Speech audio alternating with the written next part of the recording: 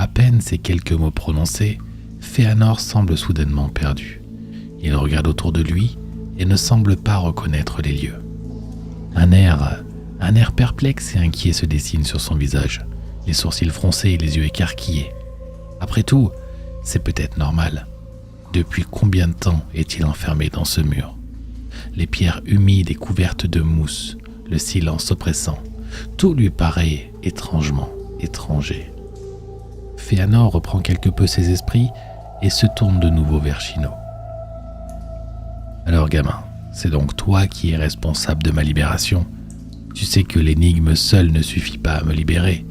Je ne vois aucun mage avec toi, et sans vouloir être méchant, tu n'as pas l'air de déborder de magie. » Shino reste bouche bée, sans voix, les yeux ronds de surprise. « Oh gamin, je te parle !» insiste Fëanor. Sa voix résonne dans l'obscurité de la pièce. Je suis tout seul, j'ai juste écrit sur le mur et puis tout s'est effondré. Je ne sais pas ce qu'il s'est passé. » Les mains de Shino tremblent légèrement. Fëanor reste silencieux quelques instants, fixant Shino d'un regard plein de questions. Ses yeux scrutent chaque détail. Il cherche des réponses. Bien, passons à autre chose. Où est Braquard ? Seul lui ou un de ses proches fidèles aurait pu me libérer de ce sort. Où sont ces traîtres ? Tu en fais partie ? Réponds ! Mais, maître Fëanor, il n'y a personne, je vous le jure. Cela fait des années que je viens ici, seul, et je ne croise jamais qui que ce soit. Et je n'ai jamais entendu le nom de Braquard. Qui est-ce ? Un chef de village ? Shino répond avec une voix tremblante. Son regard oscille entre peur et confusion. Fëanor écoute Shino, mais quelque chose ne va pas. Il semble fébrile. Son visage pâle est couvert de sueur froide. Il essaye de faire un pas, mais son corps répond mal. Ses jambes vacillent. Et c'est flagrant, mais son immense fierté l'empêche de le montrer. Plutôt que d'essayer de marcher, il reste figé, ne voulant pas afficher la moindre faiblesse. Fëanor prend alors la parole, mais son timbre de voix est beaucoup plus calme et plus faible aussi. « Bon gamin, qui es-tu et où sommes-nous ? » « Je m'appelle Shino, je viens d'Idalov, c'est à peine à 1 heure de marche d'ici. » Fëanor l'interrompt soudainement en répétant son nom.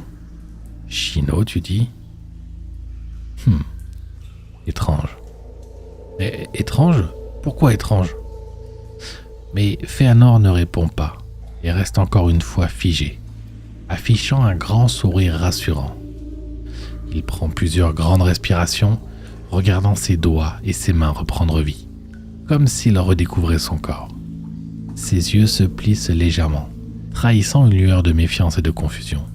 Quelque chose ne semble pas tourner rond. Les ombres autour de lui semblent se mouvoir de manière anormale et un frisson glacé parcourt son échine. Mais prenons quelques instants. Parlons de Fëanor. Fëanor n'avait pas un passé très glorieux.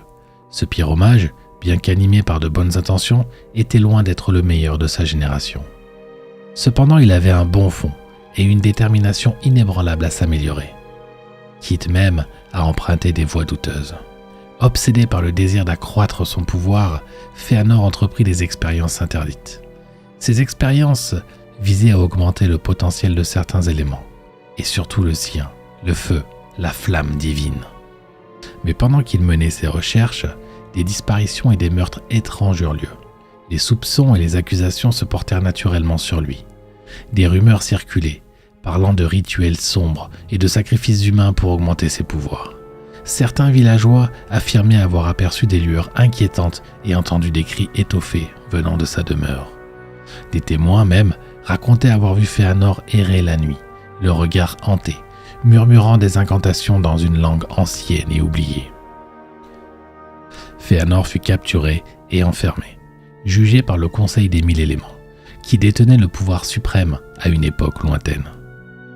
Fëanor nia toujours fermement les accusations portées contre lui. Il se battit corps et âme pour sa défense, mais l'atmosphère était lourde, remplie de suspicions et de tensions. Au cours de ces audiences, des preuves troublantes furent présentées. Des artefacts maudits ont été retrouvés chez lui, des écrits interdits et des témoignages accablants. Mais par miracle, alors que le procès touchait à sa fin, il parvint à fournir une preuve irréfutable de son innocence. Une jeune femme, disparue depuis longtemps, réapparut soudainement. Elle témoigna en sa faveur et révélant qu'elle avait été enlevée par une secte rivalisant avec les mages. Son témoignage aurait dû suffire à le libérer. Mais au moment où les juges allaient prononcer leur décision de libérer Fëanor, le procès fut brutalement interrompu par Ragnaros. Avec une entrée dramatique, Ragnaros accusa Fëanor de manipuler la réalité et de plonger le conseil dans une illusion. Ragnaros est une figure sombre et redoutée. Il avait une aura d'autorité indiscutable. Son regard perçant, presque inhumain, glaça l'assemblée tout entière. Malgré l'avis unanime de la cour en faveur de la libération de Fëanor, personne n'osera se mesurer à Ragnaros, le maître des maîtres. Connu aussi pour sa cruauté et ses pouvoirs immenses, il imposa sa volonté sans aucune opposition. Fëanor fut condamné à l'immobilité éternelle pour des crimes qu'il n'avait pas commis, prisonnier d'un mur que seul Braccard, le maître des mages, pourrait briser. Certaines murmures disaient que Ragnaros avait des raisons cachées de condamner Fëanor. Peut-être une ancienne rivalité ou une peur de ce que pourrait devenir Fëanor. Les légendes disaient que Ragnaros lui-même avait manipulé les événements pour se débarrasser d'un potentiel rival. Revenons à l'histoire. Fëanor, pris par l'angoisse que le mur se referme sur lui, se dirige vers Shino. Son regard, tout à l'heure si confiant, devient aussitôt si fragile et hésitant. Après peut-être des milliers d'années d'immobilité, ces quelques pas semblent impossibles à faire. Une extrême souffrance se cache sous son sourire rassurant. Un sourire qui peine à masquer les tourments qui le déchirent de l'intérieur. À peine les premiers pas entamés, Fëanor s'effondre lourdement sur le sol, épuisé et terrifié. Shino, encore sous le choc, secoue la tête pour reprendre ses esprits. La vision de Fëanor, ce grand mage autrefois probablement puissant, est maintenant réduit à un état de vulnérabilité totale. Shino se précipite vers lui, le tire avec effort hors du sable et le pose avec précaution sur un lit de pierre, quelques mètres plus loin. Le cœur de Shino bat de plus en plus vite. Il tente de murmurer quelques mots apaisants, mais Fëanor est déjà inconscient. Mais une inquiétude croissante gagne Shino. Mais qu'est-ce qui se passe ? Qui est-il vraiment ? Pourquoi parle-t-il de magie ? Tout cela ne sont que des légendes pour enfants naïfs. Et depuis combien de temps est-il enfermé dans ce cauchemar ? Ah, ça a dû être horrible. J'ose à peine imaginer ce qu'il a enduré. Mais surtout, qu'est-ce qu'il a fait pour mériter un tel châtiment ? Shino rassemble tout ce qu'il peut trouver pour installer Fëanor. Des couvertures déchirées par le temps, un petit peu d'eau, mais rien de plus autour de lui.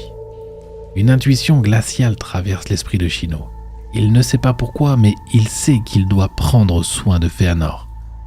Peut-être que ce pyromage, venant d'un temps aujourd'hui oublié, pourrait répondre à toutes ces questions. Après quelques minutes à observer Fëanor, Shino comprend que son état est stable pour le moment. Il doit vite retourner au village pour ramener des vivres, des bandages et toute autre chose utile à Fëanor. Et sans réfléchir, et avec toute la hâte possible, Shino se dirige vers le village. La nuit commence à tomber, enveloppant la forêt d'une obscurité inquiétante. Shino s'enfonce rapidement dans la forêt, et les ombres des arbres semblent s'allonger de manière très étrange sous la lueur de la lune naissante. Alors qu'il progresse, Shino remarque une présence inhabituelle.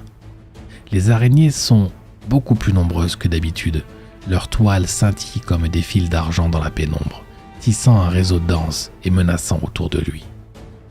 Les branches craquent sous ses pieds et les bruits de la forêt semblent amplifiés dans le silence étrange.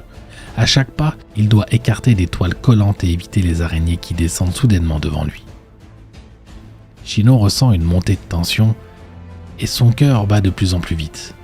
Habituellement, il n'a pas peur des araignées, mais leur nombre et leur agressivité ce soir sont vraiment perturbants. Les araignées semblent presque surveiller son passage, comme si elles étaient les gardiennes d'un secret ancien. Mais malgré ces obstacles, Shino avance avec détermination. Son esprit est focalisé sur Fëanor. Il sait que chaque minute compte. Et enfin, il aperçoit les premières lumières du village. Soulagé, il se hâte vers les maisons, espérant que les provisions qu'il ramènera seront suffisantes pour aider Fëanor à reprendre des forces. Il sait que la nuit ne fait que commencer et que les défis à venir seront nombreux. Mais pour l'instant, il se concentre sur la tâche immédiate, sauver Fëanor et découvrir les secrets que ce mystérieux pyromage détient. Essoufflé mais toujours en course, à une trentaine de mètres du village, une silhouette surgit de l'ombre et stoppe net la course de Shino. Apeuré, il reconnaît Kodoha, un être peu fréquentable du village. « Alors, l'étranger, que fais-tu ici? Pourquoi cours-tu si vite? Tu as eu peur de ton ombre ?» lance Kodoha d'un ton moqueur, les yeux plissés de suspicion. « Laisse-moi, Kodoha, je n'ai pas le temps de jouer à tes petits jeux », rétorque Shino tentant de se frayer un chemin. « Les gens parlent, Shino. Les gens parlent et t'observent. Ils se demandent pourquoi tu vas toujours seul dans la forêt. Et pourquoi tu passes des heures dans ces ruines.